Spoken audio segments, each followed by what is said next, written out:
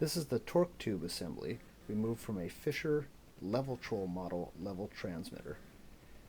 I've removed it from the transmitter so I could see more details about its construction. As I mentioned in a previous video, it's a long tube, mostly hollow. There's a blind hole starting at this end and dead ending at this end. If we take a look at the blind end right here, we can see it's nothing more than a coupling designed to engage with a lever that twists at the end. It's sealed off so process fluid cannot flow through the center.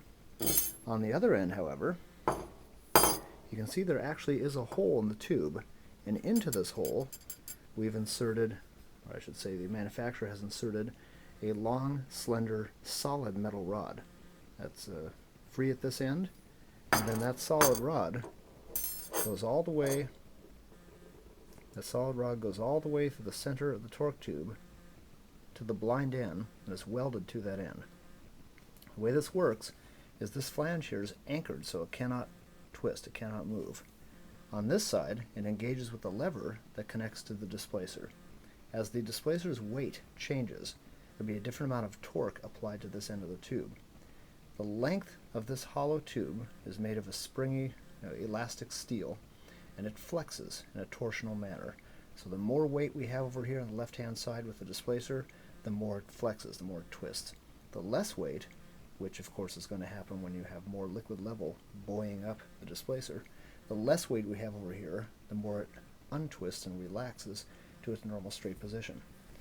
Now, since the skinny metal rod is free at this end, but it is welded at this end, as this end twists and torques, and this end is held still, that rod twists and torques with the end of the torque tube. So as the torque tube flexes back and forth like this, the skinny rod is able to move.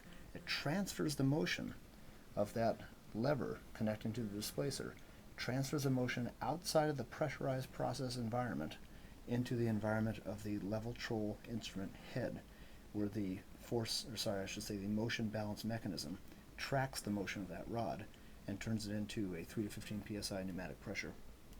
Or in the case of more modern LevelTrol style instruments, they have a Hall effect electronic sensor that measures the displacement, the angular displacement of that rod, and converts that into an electronic signal.